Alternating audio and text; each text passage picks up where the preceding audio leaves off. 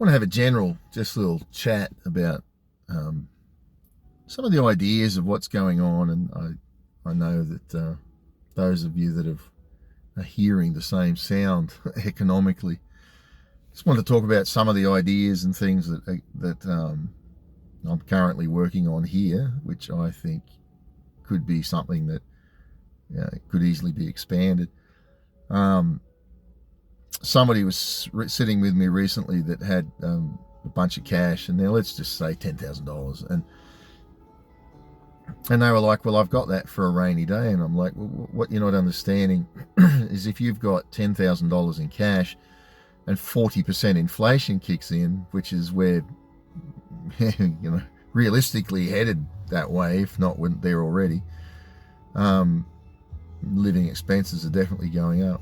I said, your $10,000 has lost 40% of its value, so you've really got $6,000. I said, the problem is a lot of people see the numbers and they think, well, I've got all this money and that's my safety net to help me. It's not a safety net. You have to get out of your head. In inflation scenarios, you have to get numbers out of your head, because while you sleep, you're losing. So I said, in essence, your 10,000 has become 6,000. If we get to 50% inflation, it's now 5,000. Now, and you get the concept. I said, so what you've got to do is get yourself into something that keeps pace with inflation. Now, I'm talking about some folks currently trying to negotiate the use of some land here in Australia to put in a container homes, and those containers. And if anybody's interested in this, you can get on to me. None of this is, it's not my gig. It's just something we want to bless the community and people with. Cheap container homes can be made for under $5,000 easily, including the price of the container. To put anything that's low income. People say, well, gee, low income housing, we're going to end up with drug addicts in there. That's not what will happen. We are about to see good, solid families being turned out of their homes with nowhere to go. And here in Australia, there's plenty of room for people to put containers. Parts of Australia, it's north in Australia, people have them in their backyard, it's commonplace. To have a family member living in that, or somebody else that's rented that as a completely viable option. So anyway, I see a container home development. I said, if we get this land, we can put containers on there. Now I'm just generalizing, but say it's $300 a week for rent on a container. I rented one at one point for $200 a week nearly. So say it's $300 a week. You can say, well, 150 of that needs to be paid in cash. 150 of that can be paid in working. We would have a flea market, produce market that would be established there as well. And those people that are, if it's an older person, they can work the flea market to work off some of their rent. People can barter their goods. So if you can't pay your rent, maybe somebody would want to give their car for 6 months worth of rent or something, and things like that, because it won't be any use to them necessarily. I mean, I'm giving an extreme example, but it's the concept I want you to catch if you're interested. So in the Bible, I think it was Joseph, when it was God spoke about a famine in the land, and Pharaoh made him a ruler. He stockpiled grain, and then when the famine came, they opened up the storehouses of grain, and the Egyptian people and even others came and bought and basically bartered, bought their gold and things, and to buy food to eat. And the wealth of the wicked was given to the righteous, in a sense, Joseph. And the Bible talks about the wealth of the wicked being laid up for the righteous. And the fact that you're listening and you can hear that something is happening in this society, though it's not good, tells me that there's some righteousness in you. You're hearing God, whether you want to identify it as that or not. Now be proactive. So you think about that. If we have a community of container homes, low income, that we can help people with. I've found a cheap way to do a toilet now, showering. So I found a unit which I'm happy to provide a link for if anyone's interested. Like a grey water from your kitchen and your shower is used to flush your toilet, which is then gone into like a composting type setup, which is portable, which produces methane gas, which you can get a burner for, which they are cooking in their kitchen on the methane gas that's produced by their toilet. You can put garden scraps in it. You can put like your compost waste from the kitchen into it. Excellent thing. The runoff from that is you're able to water a garden. It's relatively cheap. It's fantastic. And so a basic container, we have that as a bathroom. We have a basic kitchen with a door and a bed and a washing machine even in there, and the grey water from the washing machine can be used. And that's the basic unit. I mean, ultimately, if you wanted to go flasher, we can put a rainwater catchment and things to be able to do that. But anyway, the point being, it's all easily done. As people are in there, think about the community you can build around that, where if it's done right and it's done righteously, and not to oppress people but to bless people, you end up with a flea market where people can come and barter goods, and people can come and buy the goods that people have used to pay rents, and to, if somebody's turfed out of their home, there can be a container there they can put their stuff in to barter, and as they're doing that, it's providing income for them. And food, as they're working in markets, they can get food for those that can't afford it. They can pay for their food by running market stalls and things. So there's a whole enterprise there which we're starting down that road, and I wanted to provoke you. Understand inflation. Again, if you have cash, it is useless. The longer it sits there, it's not useless, but the longer it sits there, the less it's worth. Get it into something. Get it into something that caters to the low income. People think, well, gee, I'll buy a house.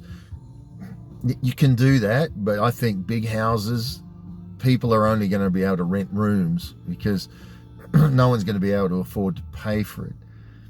Debt. If you have someone that has, I know someone that has a debt of, $50,000, say, just grabbing numbers.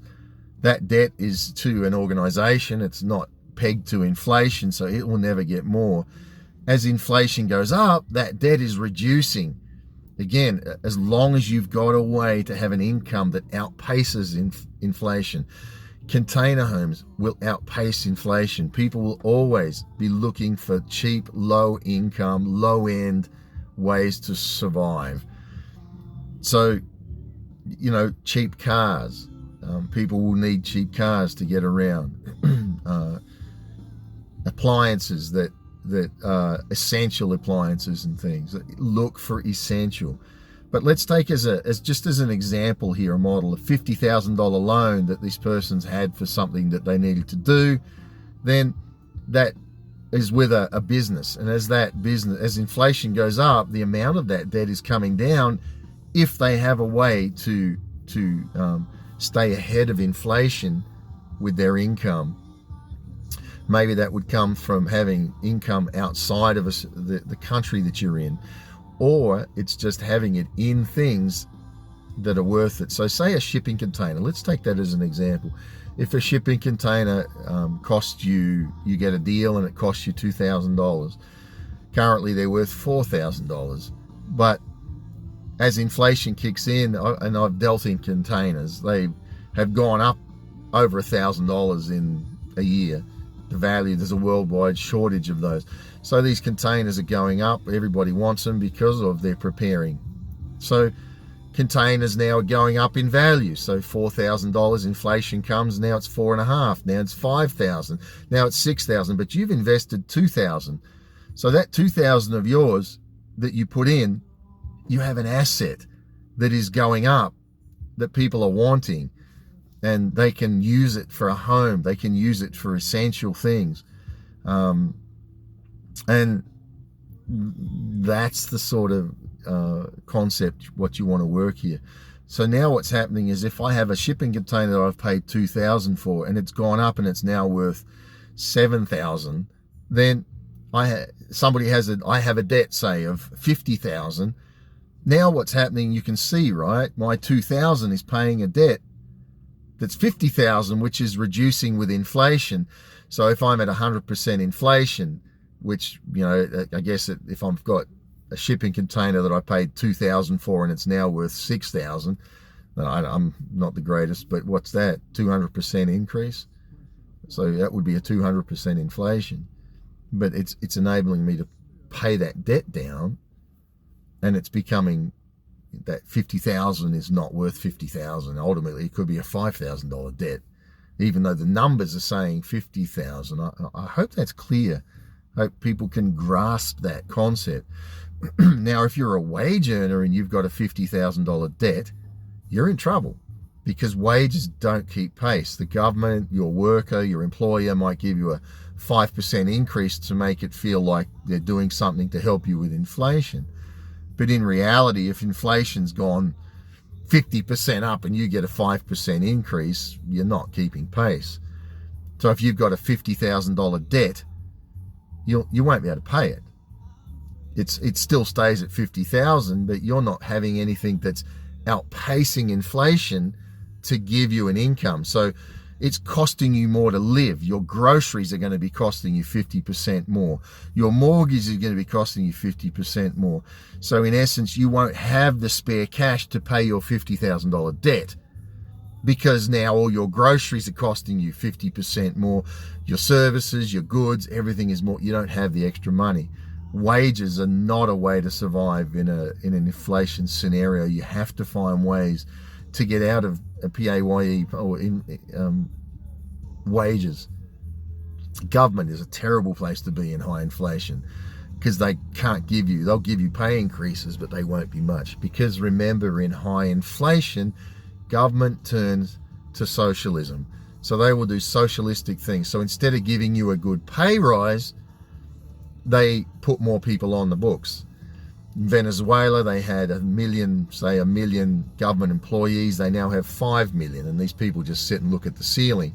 They get gift packs once a month with their toothpaste, their soap, and things like that in it. Get out of wages. Start being creative. You can do it. I'm happy to have the conversation. If there's things you think you want to ask the questions. I'll make videos up for everybody that'll answer those questions. And I think we can become experts in this together.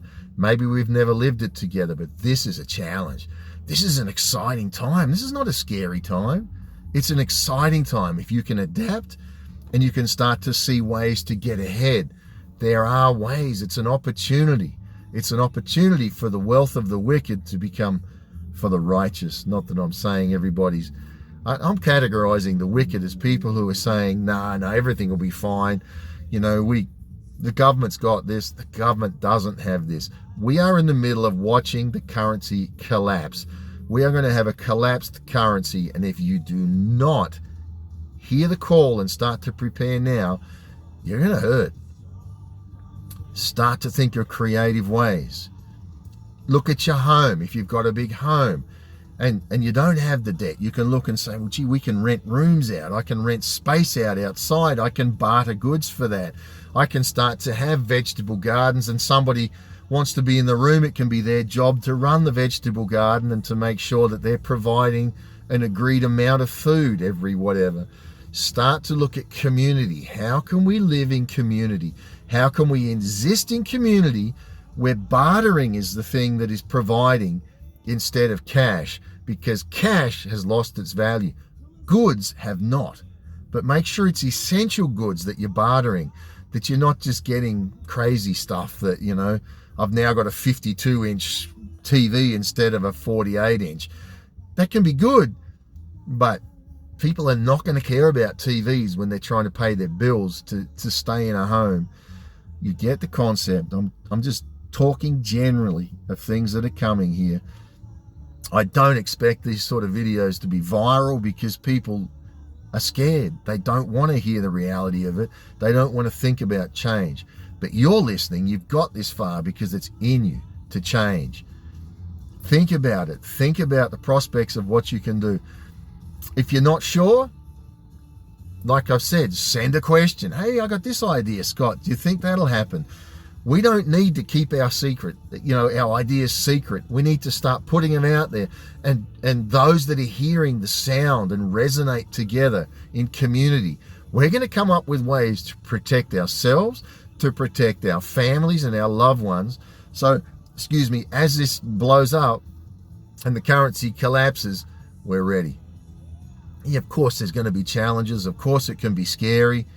But we're not ones to see problems. We're ones to see solutions. You've got the solution because you are the solution. Start to do it. I've been really thrilled with some of the feedback of some of these ones. Danielle, you know, saying, Scott, I'm listening to your videos and I've got vegetables going. And she sent a picture of her you know, I forget what it was now, zucchini or something. Wasn't it some big zucchini she's growing?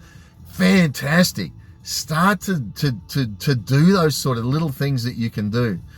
You're never going to be able to provide for 20 years of prepping. So, you know, as far as saying, I'll store all the food for 10, 20 years, it's not going to happen. Start to look at ways that you can help others and be prepared. Like I've said in other videos, if you've got so much food in your house that your whole street is gone without food and you're big fat and sitting on a pile of food, they're going to kill you. Someone's going to knock you on the head to get it. And are you prepared to kill your neighbors to keep it? No, you're not. So it doesn't need to be that. Let's not function in fear. Function in faith. God's got you. Trust in Him. Trust in what you're feeling inside and follow the peace. Because I can tell you right now, there's a peace that's speaking to you. There's a new and living way. Walk ye in it. That's guiding you and saying, walk this way. Walk this way. Do it. Do it. I'm the voice to say, keep going. Don't let fear incapacitate you. It does. Fear will bring depression. Fear will make it where you don't want to get out of bed in the morning. Fear will make it, you know, you're going to do things and they will fail. You'll do things and some things won't succeed. Learn from it. Keep going. Be a winner. Because you are. If you got this far in the video, you're a winner. Keep going. We're in it together. Let's keep asking the questions. Let's keep winning. And let's understand what inflation looks like, that you can get ahead of it. You can get ahead of it and succeed. God bless you.